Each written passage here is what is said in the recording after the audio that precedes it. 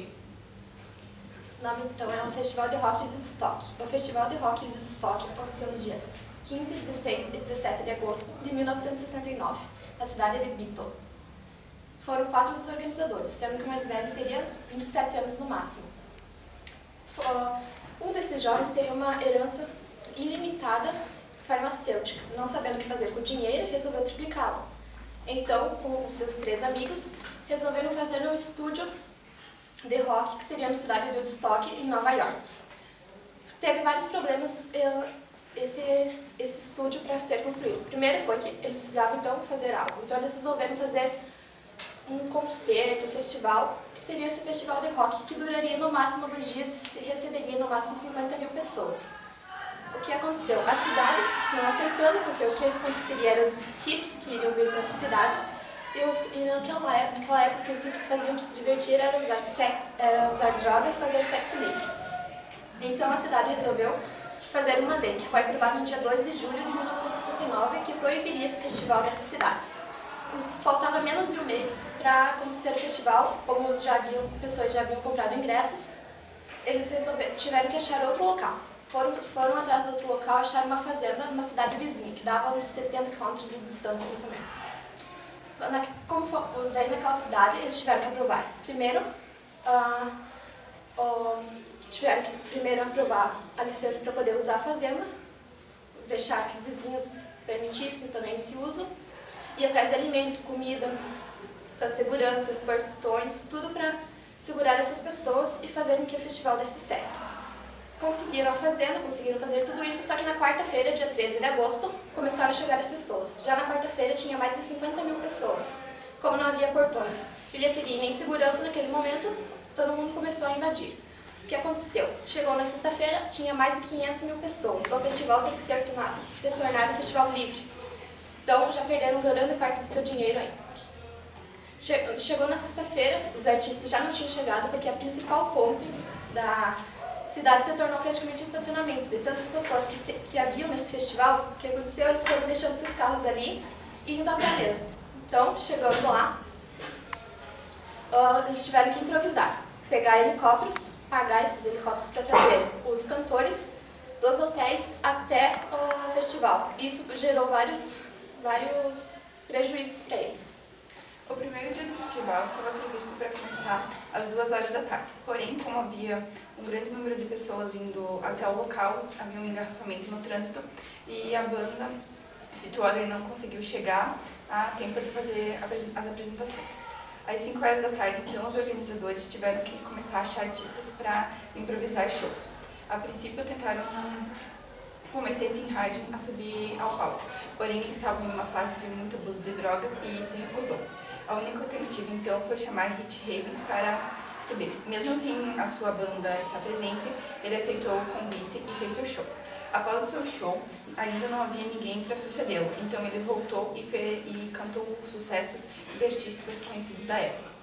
Aí já não havia mais nada para ele cantar e ele resolveu então improvisar uma música. Começou a fazer notas no violão e a cantar Guitar Freedom, que significava liberdade, que era tudo que eles queriam na época. Ali se estabeleceu o momento mágico, o primeiro momento mágico do Woodstock.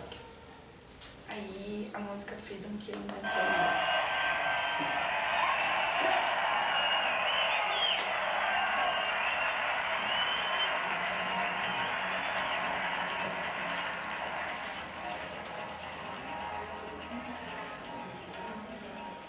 Aí ele ficou um tempo só improvisando notas e depois ele cantava uma música praticamente toda só Freedom.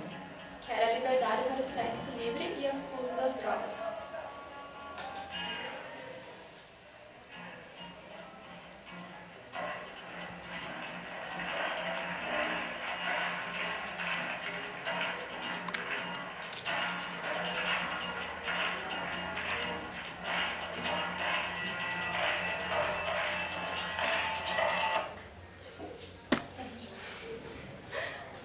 Depois da apresentação de Havens, ainda não havia encontrado alguém para substituí-lo.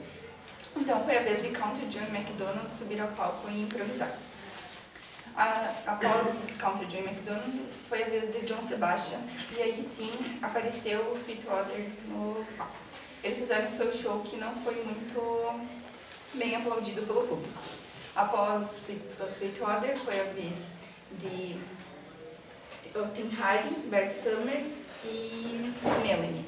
Mesmo grávida e com seu marido preso, Joan Baez fez o show e encerrou a primeira noite de Woodstock. Em sintonia com as experiências idealísticas dos anos 60, Woodstock satisfez a maioria do público presente, tanto com uma qualidade musical excepcional, mas o grande destaque mesmo foi a harmonia social e a atitude do público presente. Depois de mais ou menos uma pausa de mais ou menos 10 horas do show, voltou a maratona de paz, música e lama. Nem com a falta de banheiros e nem a escassez de comida fez quase milhões de hippies que estavam amontoados ali. No dia eram esperados shows como o de Santana, Jefferson Airplane, Clearwater Revival e alguns outros. No terceiro dia, houve uma pausa de pouco tempo entre o show de Joe Cocker e Jefferson Airplane. O primeiro a se apresentar foi Joe Cocker e após a apresentação houve uma tempestade no local que só permitiu que os shows voltassem a acontecer a partir das 4h30 da tarde. O festival era para durar no máximo 3 dias. Acabou durando 3 dias e meio, que acabou nas 9 horas da segunda-feira.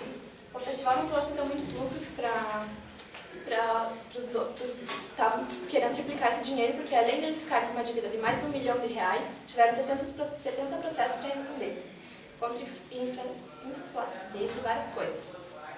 Com essa dívida de R$1 milhão, eles conseguiram se livrar e ficaram com 100 mil reais mais ou menos de dívidas, por causa que, como esse festival foi o melhor festival da década, até hoje é um dos melhores festivais de rock, eles fizeram um filme do Festival de Rock de Woodstock que pagou um pouco dessa dívida, mas eles ainda continuaram com 100 mil reais de dívida. E no terceiro dia ainda houveram 2 óbitos por overdose e ainda 4 nascimentos em um quarto que eles tiveram que construir ali para poder fazer os partos, porque muitas mulheres estavam tendo seus filhos no meio de toda a multidão ou abortando no meio da multidão também. Várias dessas pessoas então que foram nesse festival falaram que não tinha porquê eles ir, mas como era no movimento, era aquela época, eram os hippies, eles iriam ir, porque ficar em casa era bem mais cafona do que ir. Então eles perderam tempo, gastaram muito dinheiro, fora as coisas que eles saíam para dar uma volta ali no festival mesmo, eram roubadas. Era muita lama, muito barro, mas não dava de ficar em casa. Então compareceram ao festival em torno de 1 milhão de pessoas, fora as que ficaram presas no trânsito e que não conseguiram chegar ao festival. Aí esse era o cartaz de divulgação do festival, que significa 3 dias de paz e música, que era o que eles queriam que acontecesse. Caso na verdade não houve, mas enfim. Daí então aqui está o nome dos artistas que se apresentaram nos 3 dias. E algumas imagens do próprio festival, das coisas que estavam. Eram multidões de pessoas, né? Houve um depoimento de um homem que teve vários amigos que participaram do festival e que alguns não gostaram porque alguns lugares teve muito cheiro de urina e de fezes. E ele disse até que as únicas pessoas que mais ou menos iam gostar iam ser as pessoas que iam mais lá para se drogar e para fazer relações sexuais ao ar livre, com liberdade e o maior objetivo mesmo que ele falou que ia ter era só divulgar algumas bandas de rock que ainda não eram conhecidas. Como teve um que era Carlos Santana, que ele não era conhecido, ele tinha 19 anos e depois do festival ele ficou mais conhecido. Muitos artistas até bem famosos, como John Lennon, se recusaram no festival porque acharam que não ia dar lucro nenhum, que era um festival que ia poucas pessoas. Foi bem ao contrário disso.